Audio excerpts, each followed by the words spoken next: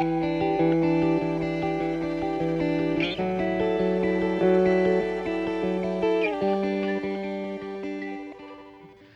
everyone. We're joining you from Birmingham, where we're here doing the In Solidarity Roadshow. And as part of that, it is such a pleasure for me to sit down with Ed Fields, Chief Strategist for the city of Birmingham. So today we have the pleasure of talking to him to get to know him a little bit. Really, this is a chance to get behind the scenes of some of the people who really make our work come to life and whose work that we have the pleasure of supporting. So Ed, welcome. Thank you very much. I'm glad to be here. Thank you. So first, tell us, what does it mean to be Chief Strategist for the city of Birmingham? My job is to drive the mayor's agenda. He came into office with a very ambitious agenda to drive transformational change for the city. My job is to be the tip of the spear in support of him.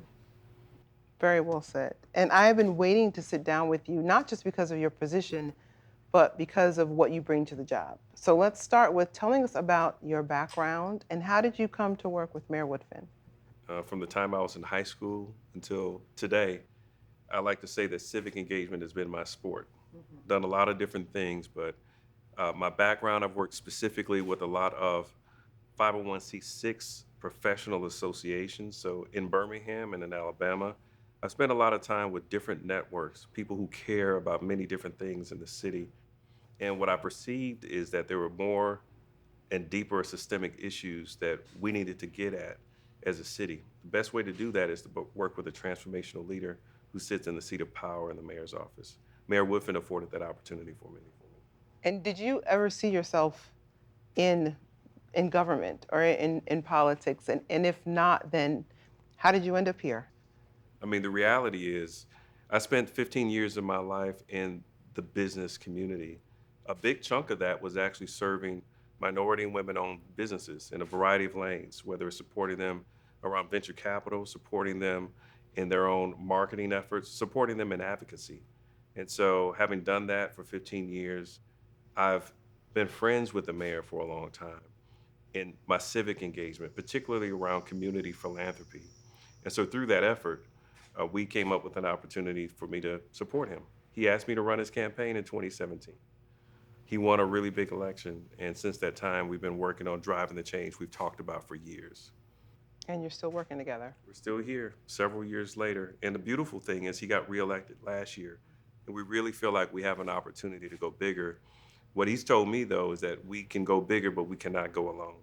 In order to do that, we need partners. Some of our partners are local, some are regional, and some are national, and some are international. And therein lies the relationship with Mastercard. I like that. And before we talk about the present and even what's next, let's go back in the past a little bit. Because when you say Birmingham, right, people think about the civil rights movement. Yeah. And Birmingham has an amazing place, not just in civil rights history, but American history. So when you think about that, how do you juxtapose that context, the historical context, with the kinds of programs and things you're trying to get done today? Right. Well, I'll start by saying that Birmingham is a very rich city in its legacy as it relates to social change in America and the world.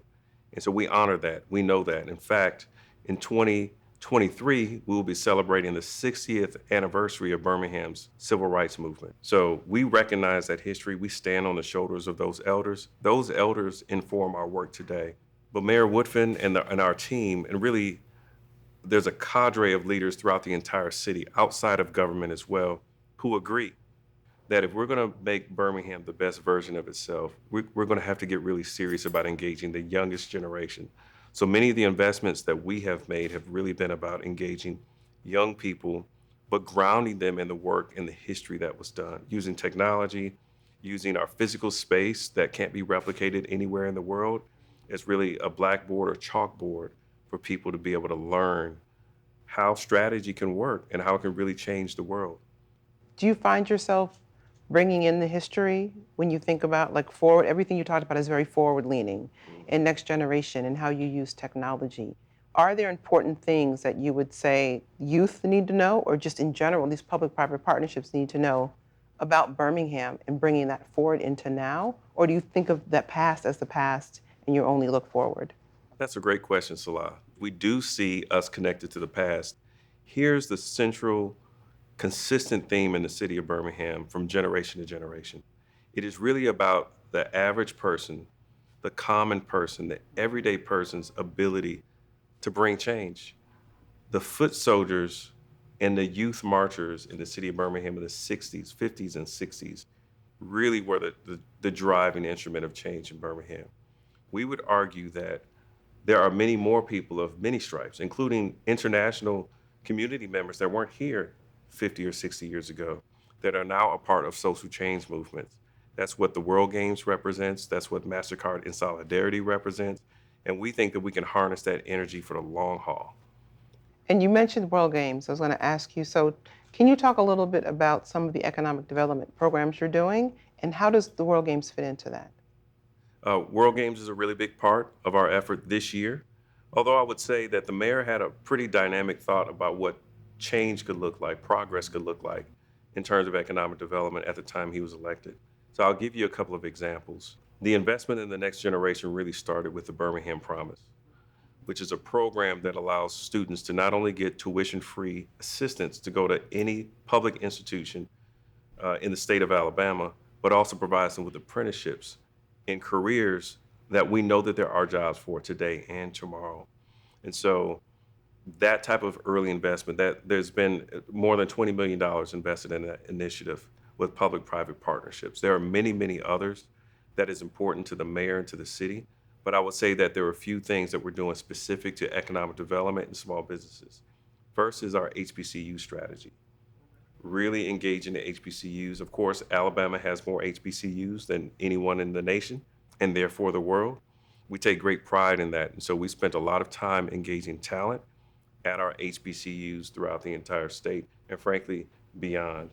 The second thing I would add is our work around minority business and small business development in general, ensuring that we have a fund that provides loans on a revolving basis to many members of our community, as well as leveraging partnerships with you to ensure that people are effectively trained and resourced at the level that they say they need. Because to be quite honest with you, we have some real historical underinvestment in our minority and women-owned businesses, and we have done all that we can, and we're going to continue to do more to change that going forward. We're here as part of In Solidarity, but I like to say that Mastercard has a history of inclusion. So when we IPO'd, we started a foundation, which is one of the largest doing financial inclusion in Africa. We'd had a pledge with the World Bank to include 500 million into the economy. We're up to $1 billion. So it was a natural step for us to do In Solidarity when we got the chance to in 2020.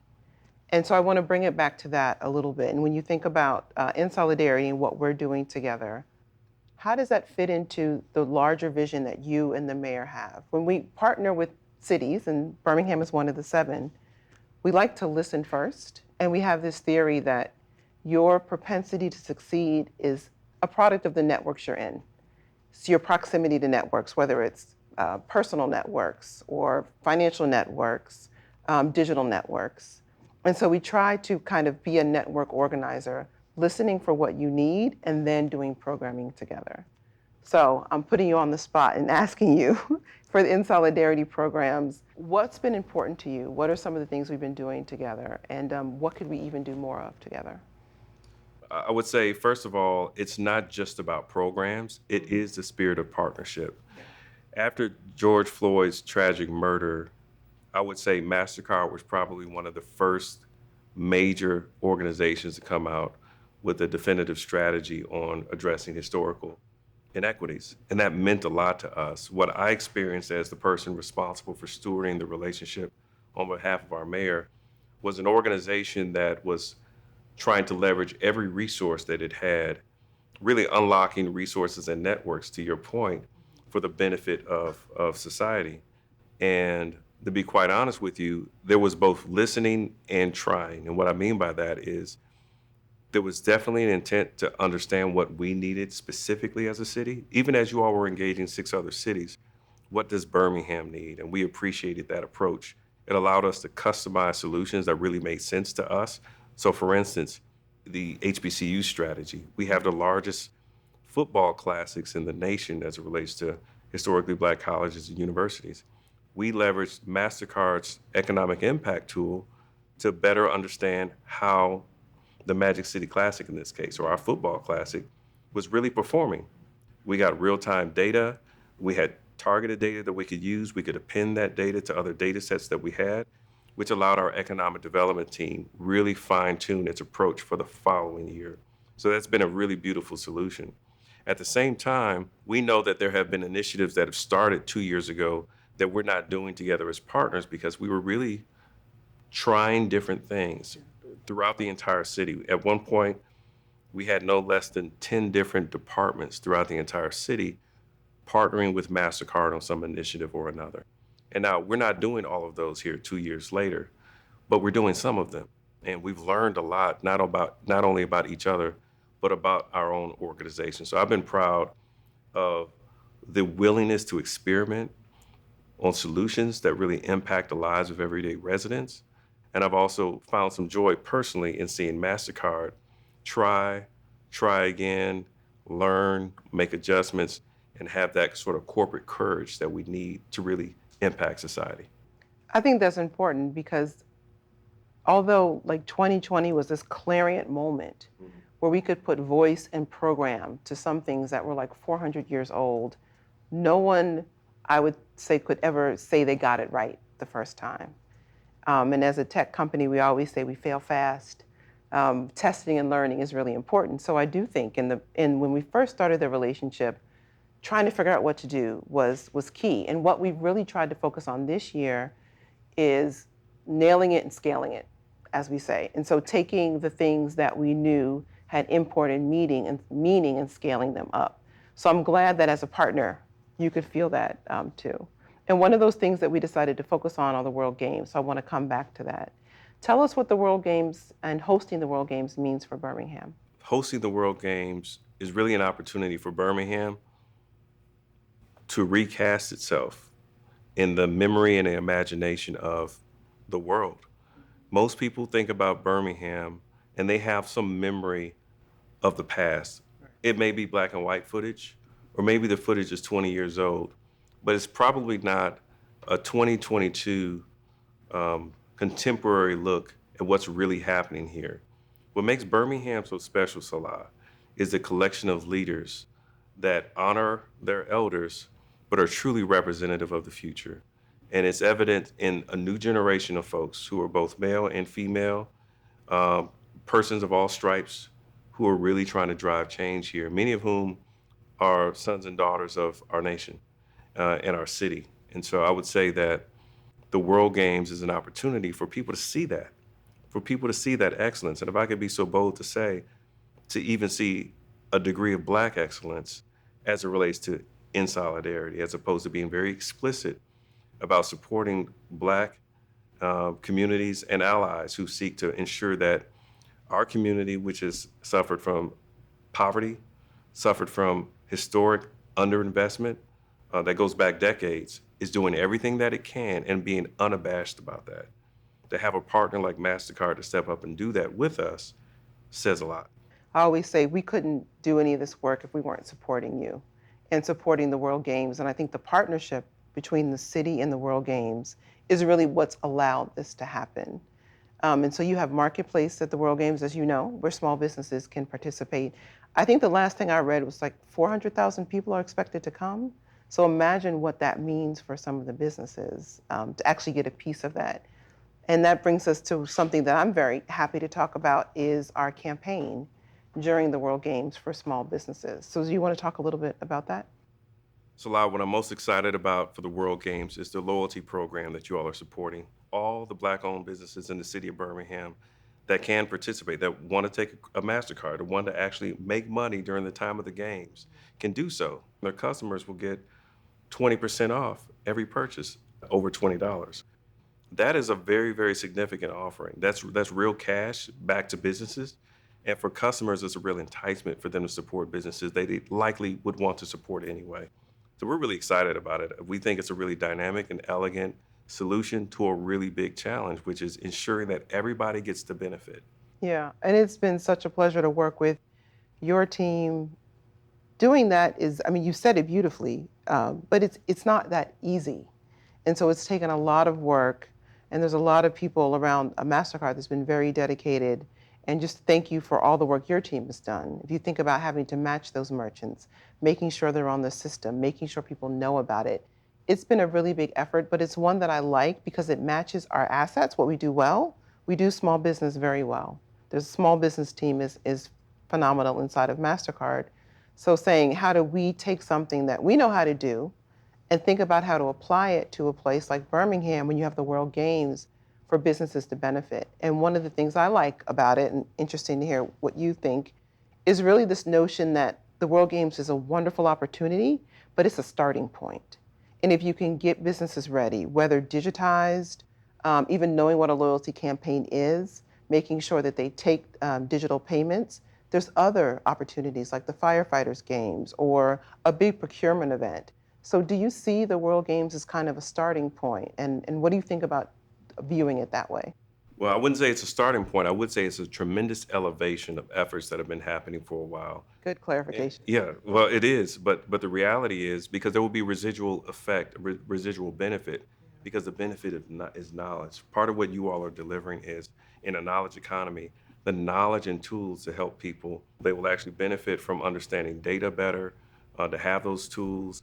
I will tell you, Salah, that some of our companies are looking forward to the next round of big events in Birmingham. Birmingham has, just a few years, become much more attractive, and so the volume of customers is different, maybe even the language that some customers speak. Our companies need to become more sophisticated and be better positioned. And so you all are very forward looking in that way. I'll also share this, Salah. One of the great joys I've seen in our partnership is how it's not just the front facing, the customer facing team members at MasterCard that have had to figure things out and be solutionists. It's also been people who support you behind the scenes to understand whether it's the legal team, whether it's the technology team. There are people behind the scenes that are bought into your in solidarity work as well. And I'm sure that that's not always easy, but it's evident that you all have made progress in that. And as a city leader, we deal with that all the time as well, because there's a way that we've done things, or there's a way that we believe that we should. Our mayor is our North Star to ensure that we're driving in a direction that's good for people. And sometimes that means we have to do things different internally. So it's been great to see. We appreciate it. Takes a village, Yes, it does. for sure. Yes, it does. And I want to ask you on that point with partnerships. You know, there are companies that have made a pledge in 2020, especially toward racial equity. And that looks like many different things. But I think something that I continue to hear is this question of, is it necessary? So when you think about In Solidarity and the work that we're doing, what would you say to people who question its need? Or another way to maybe answer that is, what would you say to other corporations who are thinking about doing it? Has it been important? Does it make a difference? From a business standpoint, it's great and important to be attuned to the needs of your customers and future customers. And I think companies that don't see that will find themselves on the downside of business opportunity, because their future employees and the people connected to them are likely engaged or have some sort of relationship to historic inequity. You know, there's statistics that say that right now, 55% of everyone born in the last 5 years are people of color. And those people are going to grow, and they're going to become consumers and purchasers and decision makers. And we are already seeing a generation right now that's asserting itself about things that they say are important to them, that go beyond the quality of your product or service and really go to the heart of who you are as an organization. Yeah. That's why it's important, not to mention the data that clearly shows that we have a long way to go in this country to live up to the promise that we all aspire to. Yeah, and it's true. It's what we say is we do things not just because it's the right thing to do, but it's good business. And people are voting with their wallets. They expect companies to have a stand on a lot of the social issues we talk about. And people want to feel good about supporting companies that they care about, the things that they care about. And so what would you say then to us? We talked about our partnership, what we're doing. I think we're both excited about the World Games. We've been able to support a marketplace in the Civil Rights District for some of the smaller businesses who aren't in the World Games marketplace, the bigger ones. We've helped support the A.G. Gaston Black Business Directory. We've done some things together. And in the vein of why In Solidarity is important, What are some things you'd like to see us do together in the future? If you had a magic wand, what would be next in our partnership?